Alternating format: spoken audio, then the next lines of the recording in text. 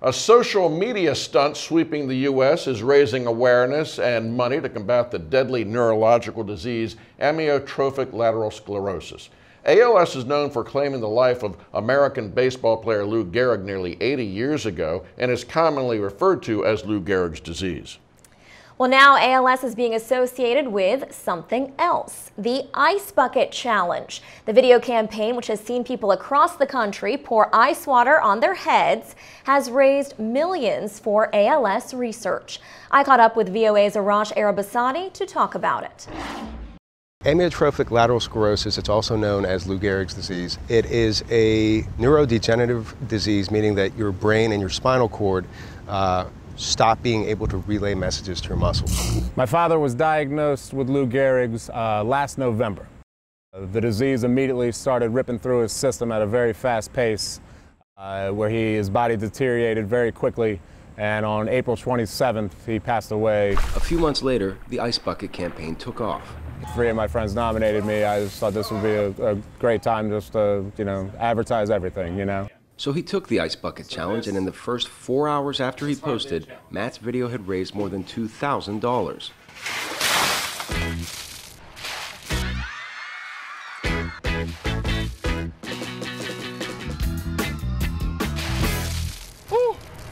So how did dumping a bucket of ice water on yourself become associated with ALS? Yeah, so, I think that there's some popular rumors and theories about it, but I think it was really all about just kind of wake up to shock people and alert them of this disease that you probably don't think about a lot. In a country of more than 300 million, at any given time, 30,000 people in the U.S. suffer from ALS. So it's not a huge portion of the population, but I knew somebody growing up who had ALS, and and I met someone for this story who lost his father to ALS. So I've become more aware of it myself in the past couple of weeks just because of this challenge.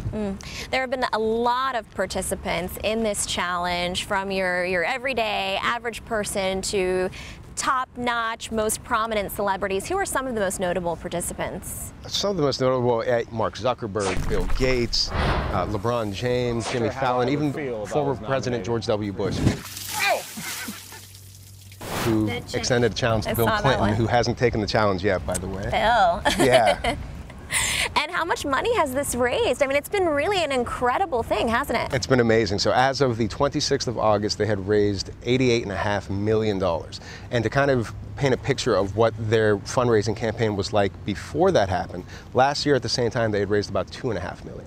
2.5 versus $88.5 million, all because of this viral campaign that the ALS Association didn't even start. It just started totally grassroots, a couple families, and here we are today. Barbara NEWHOUSE says social media have changed the way nonprofits do business. What we've seen with the Ice Bucket Challenge is it's probably a game changer for all of us in the fundraising world. And NIKKI USHER, an assistant professor at George Washington University, agrees. And if you want to be able to be a player in the fundraising arena and to reach people that you haven't reached before, you have to reach people who you're not immediately going to be connected to.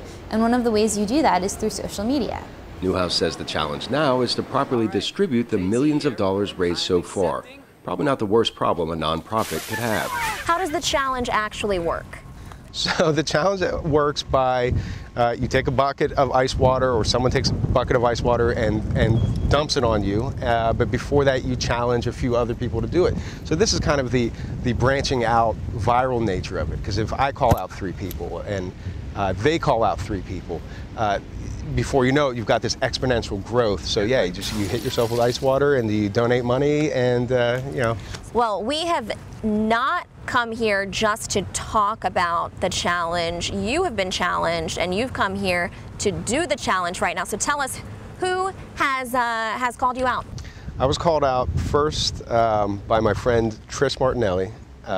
Second by my friend Dave Book, who is at the end of my story. He's the guy who has a bulldozer dumping its scoop on his head. And also by my in-laws, the Gelmans. So it's definitely time to buck up and get soaked. And who do you challenge? I challenge my boss, Amy Katz. Oh, boy. I challenge Steve Reddish, and I challenge VOA director David Ensor. That's amazing. Yeah. All right, well, let's stand up and let's get ready for this. We're gonna get the challenge going. We have our We have our intern Jaden here who's going to help us with this. Jaden?